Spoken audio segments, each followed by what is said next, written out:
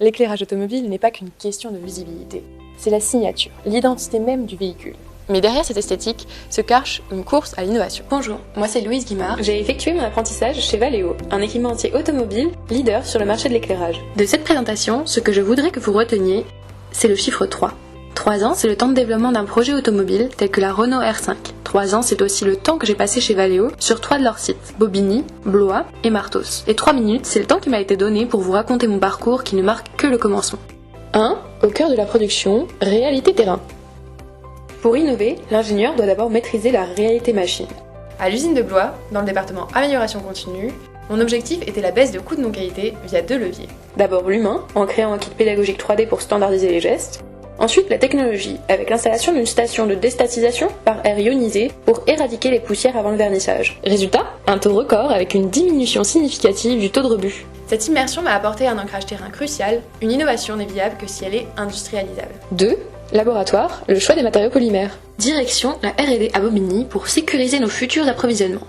Face aux enjeux de souveraineté et d'écologie, j'ai pu mener 3 campagnes de tests sur 17 grades polymères, incluant des matières recyclées et biosourcées. Rhéologie, vieillissement UV, ce premier tri technique nous a permis d'éviter d'immobiliser nos usines pour essais. Mais la matière doit s'intégrer dans un système de plus de 60 composants. À Martos, en Espagne, j'ai développé un prototype virtuel qui permet de changer les choix matières sur un projet. Un exemple de scénario équilibré nous permettrait d'intégrer 30% de matériaux durables avec un surcoût maîtrisé et acceptable tout en réduisant l'empreinte carbone de 24%. Ici, l'ingénieur devient une aide à la décision stratégique pour concilier performance et écologie.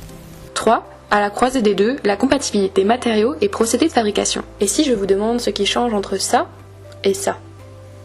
Historiquement, le rouge des feux arrière était donné par la couleur de la glace. Aujourd'hui, le design évolue vers des nuances de gris. L'enjeu?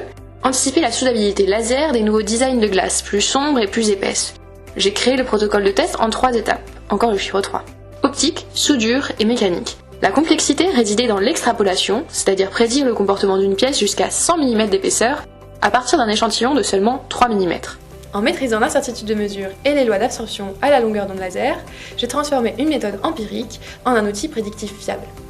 Là où nous avons pu avoir des incompatibilités détectées uniquement lors de la production des premières pièces, entraînant de nombreuses modifications et retardant le projet, un coût à la fois financier et dans la confiance avec nos clients, désormais, nous détectons les incompatibilités matériaux-procédés avant de lancer les outillages industriels. Et nous voici arrivés à 3.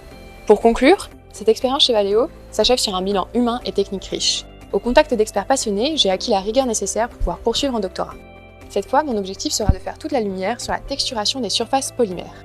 Et pourquoi ne pas vous dire à dans 3 ans pour un nouveau format de 3 minutes.